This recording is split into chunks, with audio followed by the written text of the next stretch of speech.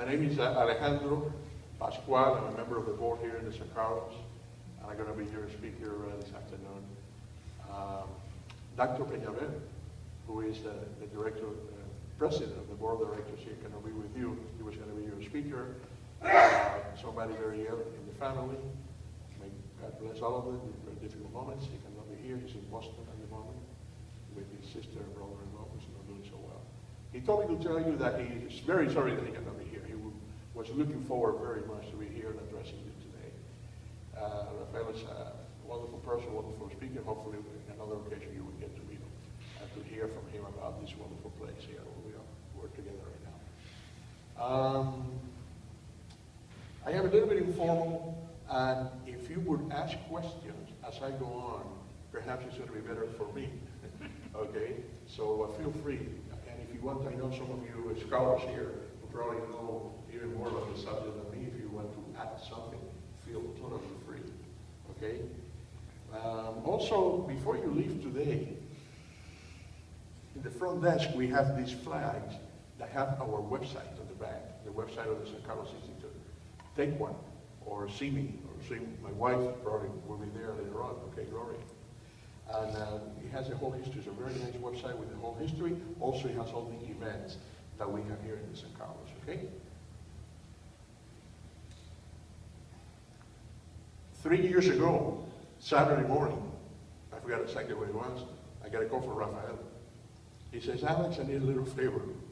I'm supposed to be in Marathon at 1 o'clock for a speech, and I cannot make it. Will you do me a favor? Could you start a speech for me? I said, well, but what are you going to say? He said, talk about the San Carlos. Just talk about what you know about what happened in Key West, 19th century.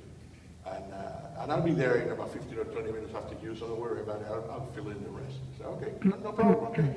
He was on the road. He encountered an accident or something. He was late. So anyway, so I went. I was able to get to Marathon on time, started the speech. And then about 15, 20 minutes later, I see Rafael sneaking through the back. So, good, your real speaker is here. Quite a relief for me, you know. So that was my first relay speech in my life, you know. But anyway, today you have to put up with me from beginning to end. So I'm very sorry for you, okay? The story here in Key West, Cuba, Key West, and the San Carlos begins in Cuba with Spain. You might recall that Cuba and Puerto Rico were the last two colonies of Spain in the New World. But they wanted to be free as well. Already all the other countries in South America, Mexico, Central America, even some of the islands in the Caribbean like Haiti, were freed from colonial powers. But Cuba and Puerto Rico were still colonies. 1868, a gentleman by the name of Carlos Manuel de Céspedes decides that it's time to stop Spain from doing all the horrible things they were doing to the Cuban people. So he was a wealthy landowner, a lawyer, educated in Europe, wealthy family. Him and a few of his wealthy friends decided to fight Spain. And on October 10th, 1868, they called their slaves into a meeting and they said, you know, all of you are free from now on. We're going to fight against Spain. Or those of you who would like to join us, please do so because we need soldiers, we need people. Many of them did join them. And on the 10th of October, what became known eventually as the 10-Year War began in the eastern part of Cuba, the province of Oriente. Okay? The war began with a few skirmishes, and then the troops took to the mountains and hid, and it became a guerrilla warfare that lasted for about 10 years. Okay? In 1878, the war ended with a truce, La Paz del San Juan truce, that didn't really amount to anything. Spain continued to do it, all kind of things. But anyway, when the war began, Cubans began seeking refuge outside of Cuba's home. The wealthy ones went to Europe and New York City. Some went to Central American republics, all the Caribbean islands, and about 10,000 came here to Key West.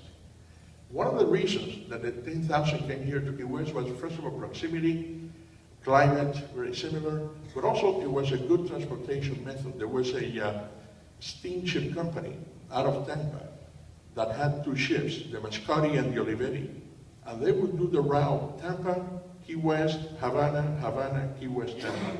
So that was the main way of communication between Key West and the American mainland, Cuba, okay, through the two ships, the Mascori and the Olivetti. So the Cubans, mostly came in those two ships here when they came as exiled. The exile community began immediately as the war erupted, but also later on in 5 next years. It was not all of a sudden 10,000 people, it was, a few hundred, and by the end of the war, 1878, there was already here 10,000 Cuban refugees, okay?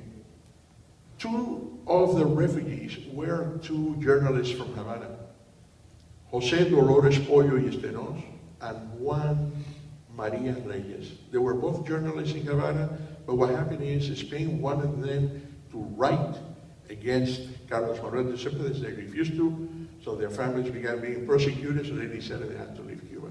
So they immigrated, they came here to Key West. And they became the leaders of the community, especially in particular, José Dolores Pollo y Estenos. Later on, I understand that we're going to do a little tour of the San Carlos. Is going to show you a portrait that we have of him. For more than 40 years, he was the person who led this community here in very high standards, in patriotism, civic duties, etc. And he's a person that, to my feeling, the history of Key West and the history of Cuba has not given him enough credit. José Dolores Pollo y Estenos, okay? When the 10,000 Cubans came, there was a German fellow, Samuel Seidenberg, with a tobacco factory, with a cigar factory. He would bring the tobacco leaves from Cuba, roll them here, and he had a cigar very well known throughout the world called La Rosa Española. And that was the only cigar out of Key West in 1867, the year before the war began. But when the Cubans came exiled, Mr. Seidenberg had about 100 employees. And quite a few of the Cubans that came worked there, and they realized that there was a lot more room all over the world for more cigars. So they started opening their own little factories, and some not so little, but they started opening cigar factories. By the end of the war, there was a total of 119 tobacco factories in Key West. On a daily basis, the boats would come from Pinar del Rio, Cuba, the tobacco area of Cuba, with the fresh cigar leaves. It was high quality cigar. It was what is known in English as Havana Light, Tabaco Rubio in Spanish, Havana Light, and that the word Key West became synonym with quality cigars throughout the world. The tobacco workers and also the wreckers, the people that used to empty the ships of their merchandise when they hit the reefs, those 2 occupations made Key West the wealthiest city in Florida at that time, and the 10th per capita in the United States. The 1870s, 1880, 1890 was a very wealthy community because of the cigars, and because of the wreckers, those 2. Okay? José Dolores Pollo did many things for the community. One of them was, in 1871, he founded the San Carlos. The San Carlos was founded as a school. First it was only boys, 4 years later also girls. But he founded as a school, and the school always, he made sure he had a auditorium big enough to serve as a civic center of the community. And that's exactly where you're sitting today, in what was the civic center of the 4th San Carlos, okay? I'll go through the 3 buildings, okay? So anyway, so he founded the San Carlos with an auditorium big enough to be the civic center where the Cubans could meet, maintain their culture, and especially to talk about the freedom of Cuba. Because if there was something that united the community here back then, was a constant struggle to fight for the freedom of Cuba. How they did that? José Dolores Pollo established a secret cell, La Orden del Sol, the Order of the Sun. And La Orden del Sol had 50 members. And each member had to establish their own secret society, secret cell. Why so much secrecy? Because there was a Spanish consulate here in Key West, and part of the duties of the consul was to check out what the Cubans were doing to report to Havana. Okay? So they had to do whatever they did in a lot of secrecy. They mostly collected funds in order to buy weapons to be shipped into Cuba, but they also prepared invasions. To go into Cuba, to land, engaged in guerrilla warfare, burned sugarcane fields, destroyed railroad, tried to destroy the Spanish economy in Cuba. So that's what the community here was really engaged in. A curious factor was that at that time, you may remember, the Catholic Church was very much in favor of Spain, so the Cubans were a little bit ticked off with the church, and not too many people went to church actually, and a couple of the Protestant churches in town grew. The Episcopalian and the Methodist grew a lot among the Cubans. Pollo also founded the Felix Varela Freemason Lodge, Masonic Lodge, in 1872. Most of the top leaders, Pollo, Reyes, as you know, Jose Marti, many of the top leaders of the Cuban insurgency were Freemasons, as well as some of the city leaders here in Key West. And let me tell you something, in fact, it's just a curious fact. You might recall that back then, the second language in the world was French.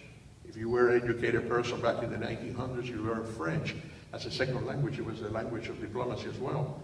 Some of the educated Cubans, like Pollo and Reyes, spoke French, and some of the local city Americans that run the city also spoke French. So the Cubans, when they came in, first communicated in French with the leaders here until they eventually learned English.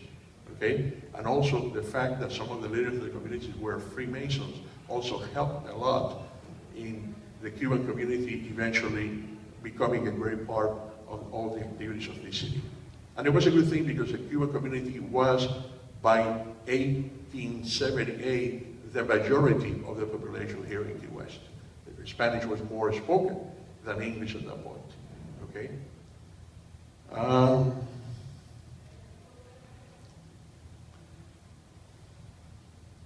Any questions so far? If you have a question, please interrupt me, okay? If not, that's okay. The Masonic lodges, the San Carlos received many visitors. Antonio Maceo, general of the 10-year war, Máximo Gómez came several times to Key West, feeling the atmosphere. Everybody also thought that Spain could not remain in Cuba. They were looking for ways to unite the Cubans again. And Máximo Gómez and Maceo came looking for money often for them to do their own landings in Cuba and trying in a way of finding a way of getting the war back into its feet. And that's where Jose Marti comes to play. You probably all have heard about Jose Marti. Jose Marti, as a child in Cuba, got into trouble very early. He was sent to jail when he was a teenager. He spent, I think, a couple of years in jail in Isla de Pinos, in the Spanish model prison there. Then he went back to Havana, but started to get in trouble again, so they decided to send him to Spain with his best friend. They ended up in Zaragoza, where Marti studied law and letters. And his friend, Fermín Valdez Dominguez, studied medicine. Anyway, Marti eventually traveled through Latin America. He became quite a man of letters, started a new way of writing prose in Spanish, wrote wonderful poetry, settled in New York 1880, and he became known as a very eloquent person, a great patriot, and in 1891, a group of people from Tampa invited him for a celebration. And he was very glad to come to Florida for the first time. And in Tampa, in November of that year, 91, he had two of his best speeches ever. Los Pinos Nuevos, the Lupines, and Con Todos y para el bien de todos, with all for the good of all. He became immediately, people were talking about him as a future leader of Cuba. Some people would even call him the president, etc. He was very young. He was only in his 30s when this was happening, but that visit to Tampa was written by the newspapers in exile. By the way, Pollo, here in Key West, had started a newspaper called Yara, which was unofficially the newspaper of the Cubans in exile, and even circulated secretly in Cuba. So they gotta carry on what happened in Tampa. All the workers here at the tobacco factories love to read, about this guy Jose Marti, and they asked the community to invite him here to get to know him. But what happened is here in the community, after the 10-year war, some of the top generals, some of them were in their 60s, their 70s, their 80s, left Cuba and came here and settled here. They didn't want to be back in Cuba after the peace treaty. And they were not so happy with Marti. Marti was too young. Marti had never fired a rifle. Marti spoke too pretty for their taste. They used to call him Golden Beak, okay, Piquito de Oro, that sort of thing. So Marti didn't have an easy time with the old generals of the war. But Marti needed or wanted to get to know Pollo really badly, because Pollo was a guy that had a tremendous reputation all over the exiled community. And Marti wrote to Pollo, and he was invited to come here by a group of young people, not actually by the top leaders of the community. Pollo here ran the community like a triumvirate with Fernando Figueredo and Francisco Lamadrid.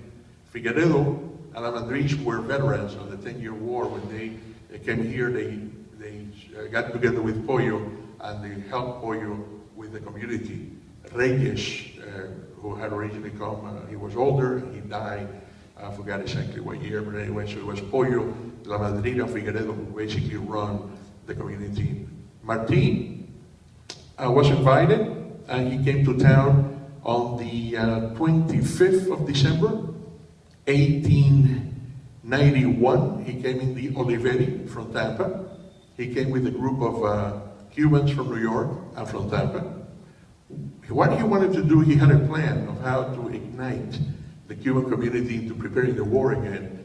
He asked the people in New York to prepare a plan of how they would do to basically start a war again, and he asked the people in Tampa the same thing, and he came in with proposals from both New York and Tampa. And then when he got here, he asked Jose Dolores Pollo, Figueredo, and Lamadrid to do the same thing. But he was very surprised when Lamadrid and Figueredo produced a plan that they already had for a long time. Based on that plan, they all sat right here in this theater, okay?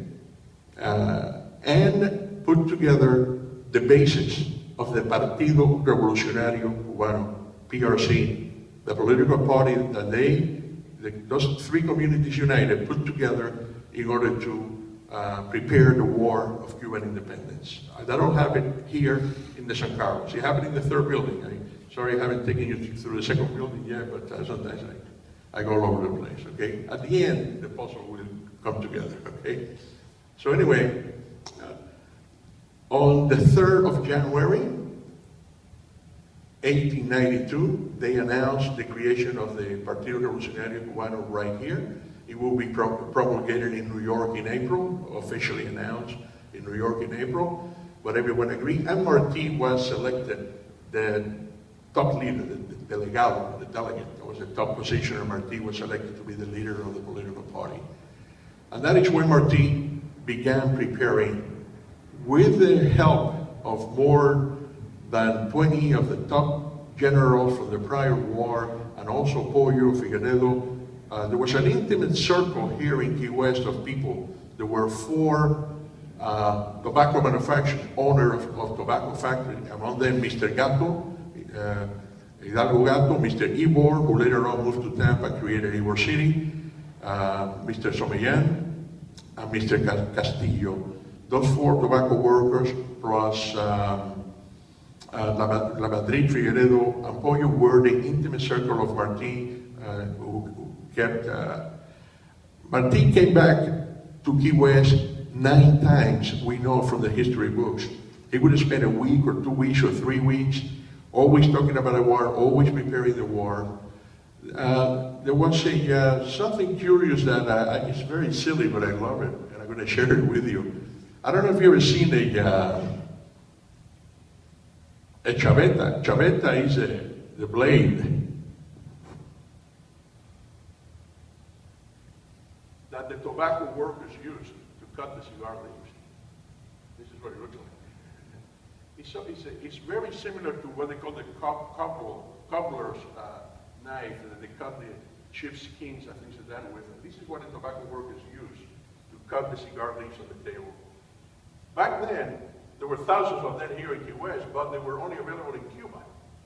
So Martí and Poy and the other guys had a little sort of a secret way. When Martí came to town and he needed to send a secret message to Cuba, he would say to Pollo, hey, we need to buy chavetas. That means that he needed somebody to go to Cuba to bring some secret message, okay? And then usually the volunteers were three: Gato, Castellanos, or Solean. Those were the three because all of them had business in Cuba, they had family in Cuba, there were no raised suspicions of what they were doing. And what they would do is inside their jacket, the messages from Martí would go to wherever Martí wanted to inform in Cuba what was happening, okay? So anyway, so in those 9 visits that Martí made here between 1891 and 94, the war was prepared, and they all landed differently, but they all together landed in Cuba in February of 1895, when the war began. That was the beginning of the War of Independence. Maceo landed on his own. Martí landed together with Mexico Gomez at the very tip of eastern Cuba. The war began, very, very bloody conflict. Okay, the community here, of course, always kept in tune with what's happening, and very sadly, Martí died during the first battle that he ever fought in Dos Rios, May 19th.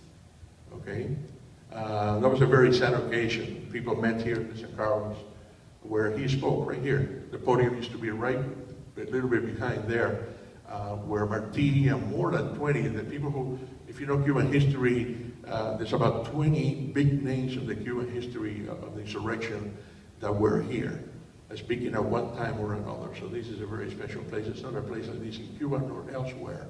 And that is the reason why the Cuban community maintains this temple open, okay?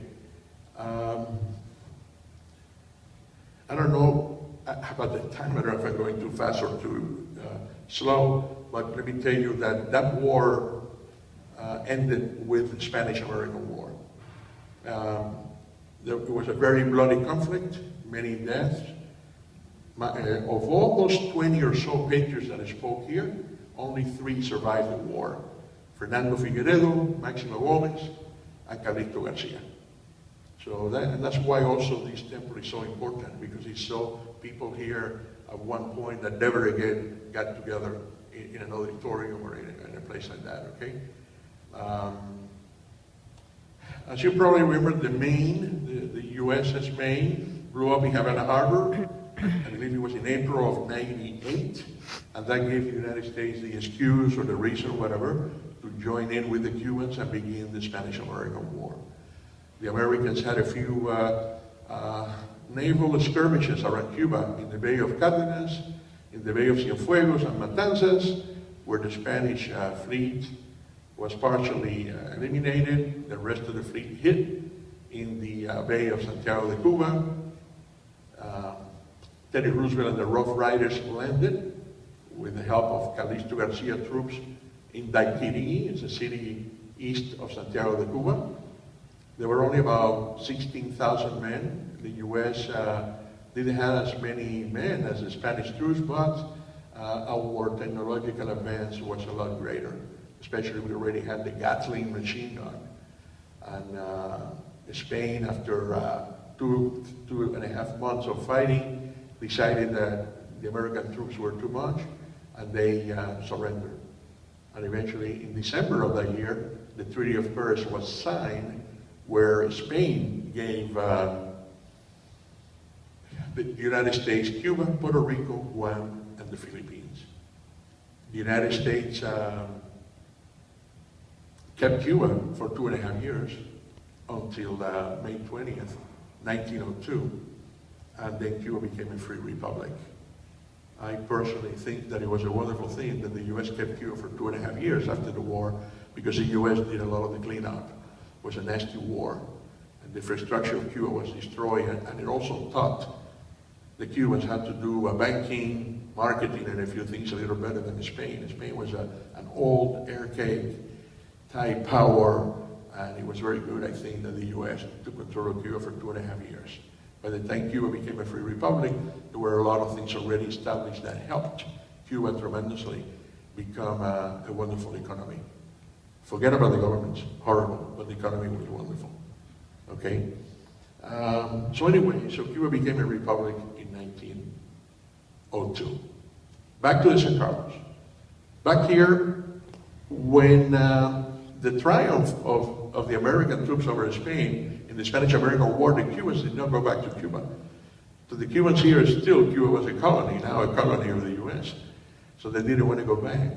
But then in 1902, many people from here and from Tampa began packing to go back to Cuba. And something very curious happened. The Cubans from Key West and Tampa, because of being bilingual, became very important in Cuba and had great jobs, both in industry. Americans were investing a lot in Cuba at the time, but also in government and tourism. I would imagine whatever little tourism was back then. Okay, but a lot of Tampeños and Cayohuesanos found very good jobs in Cuba right after the war. Life continued here in Key West now like normal. A lot of people actually in the community felt a vacuum because this community was fighting constantly for a free Cuba, and then Cuba finally was free, and now what? Now it was like a common life. Now it was just family and friends and school and the normal life. That feeling of fighting for a cause maintained the community here in such a wonderful feeling that they actually missed that, even though Cuba was now free, okay? So everything fine and dandy, the San Carlos continued as a school, but in 1919, a hurricane hit the third San Carlos building, right here, and it destroyed a great part of it. Since most Cubans from Key West had gone back, there was no money in time to fix it. So what do we do now? So they appealed to the Cuban government, and Alfredo Zayas, and it's funny because his great-great-grandchild was just here a few minutes ago, right, Elena, visiting. Alfredo Zayas, the president of Cuba elected in 1920, immediately said, yes, we're going to fix a building that is a very important historical building. So President Zayas sent the top architect of Havana, Francisco Centurion, with all the material and all the workers from Cuba to redo the building. This theater was damaged as well. But when it was reconstructed, the only difference between this theater we're in right now and the other one that was hit by the hurricane is that door. That door, the city asked for that door to be placed there for a fire escape. So you're here basically in the same dome, the same area that was all our patriots were, and that's why this place is so important. Okay, it's such a temple. That San Carlos also was helped by the government of Cuba. Alfredo Zayas talked the Cuban Senate into sending $500 a month to help the school maintain the place, because the school alone could not maintain the whole San Carlos. Many things happened here. It became a theater for a while. One of the most famous persons that have ever been here was Libertad Lamarque. I know that many of you remember that name, Argentinian. Was she a soprano? Do you remember what she was? Libertad Lamarque, nobody remembers, but she was a great singer, very well known all over the world, and she had a big performance right here in 1954. Some people in town still remember her visit. So anyway, 1970, the city comes in, takes a look around, and the building is kind of falling apart. So they decided, no, the school cannot continue. We have to close this place. You cannot have children in here. And the place was closed. Remember that the Cuban Revolution took over in 1959, and when the revolution took over, no more money came from Cuba to help the San Carlos. Thus, $500 that the Cuban Senate used to send stopped. So then the San Carlos had to close. And it was closed from 1970 until 1992. What happened is, in the 80s, a stone fell from the front, and it hit a tourist from South Africa that was walking by, badly hurt, put it in demand. There was no money, there was no San Carlos entity. It was a legal mess. The state of Florida took over the building and was going to sell it. They were going to put a theater here, somebody wanted to make a casino. We were ready to lose this temple. So what happened is a group of Cubans from here went to Tallahassee, the state capital, and they met with some kind of historic preservation committee, thanks that Rafael Peñalver, currently, who was supposed to be here with you today, was part of that committee. And Rafael tells me that as soon as he heard what happened, he had never heard about the San Carlos before, he felt something as if his father was telling him, you gotta do that. And Rafael went to Miami, explained to the community what was happening. He took the horn, and to tell you the story short, he was able to gather around $6 million to pay off the demand. He's a lawyer, so he was able to judicially stop the plans of the state. Gave him some time to fix the San Carlos, and he was able to do so. And many people volunteered their work. There was a lot of pro bono involvement here, a lot of accountants, a lot of architects, it was a huge job. And if you go to the second floor of our building, you will see what it looked before. There were people who slept here. This was a big mess, big mess. You should see what it used to look like during those times that the doors were closed. People would sneak in and live in here, okay? So anyway, with the help of many people, Rafael was able to rescue this place, and it was inaugurated in 1992, I believe. You know, with us here today is Elena's Pascual, who, Elena, I don't know how long you have been a member of the board, but you were not back here in 92, were you? No, I joined the board in 93 from Miami, and when I moved here 24 years ago, You became great. So Elena has seen all these firsthand, everything that has happened here, and how really Rafael, a great part of his life has been put here to make this place what it is nowadays, okay? So I'm going to stop right here. Yes, sir. I have a question for you. Of the people who came in 1878, yes, 10,000, probably some did not return. Many did not return. So my question is, are there people living in Key West today who trace their ancestry back to that migration?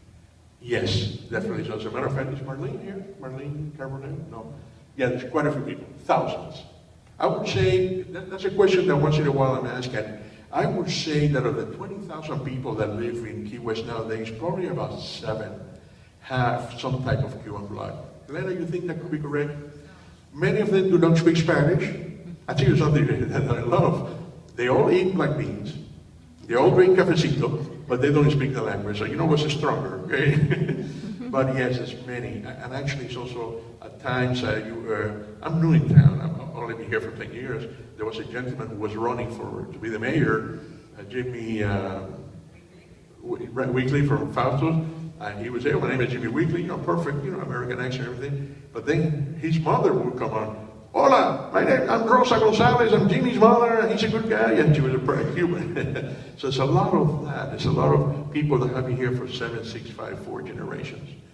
And yes, little by little, the number, the Cuban influence in town sort of dwindles. There are less Cuban restaurants. A lot of people miss the old ice cream place that used to have all the tropical flavors. And, so little by little the community becomes more and more integrated, less Cuban. But still, there's a lot of tobacco rolling in town. Black beans are very well known in town. There's something really funny.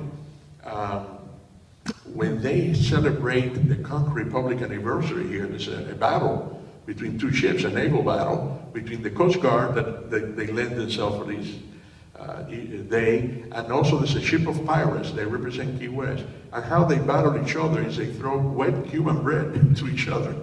Okay, that's the big. And also there's a group of non-Cubans. Some of them have some Cuban blood that maintain La Comparsa de Cayo Hueso, the conga line of Key West, which began in the 1930s.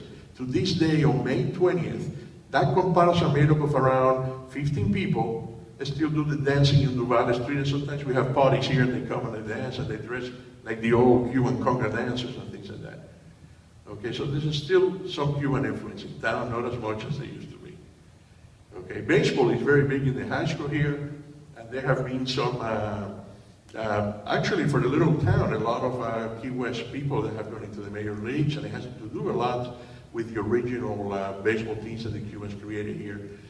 You know, the Maine, when the Maine blew up, it was very sad, but also particularly here to Key West, because the baseball team of the Maine was the champion of the Northern Squadron, and they used to come here and play with the local boys. So in that, of those 200 and some sailors that died that day, there were many baseball players from the Maine that were very well known here in the community. Okay. Any other questions? I think they said you're going to give a tour, I believe, and then I've got them, the trolley's coming, that's why. Yes. Yes. Okay. Enough time.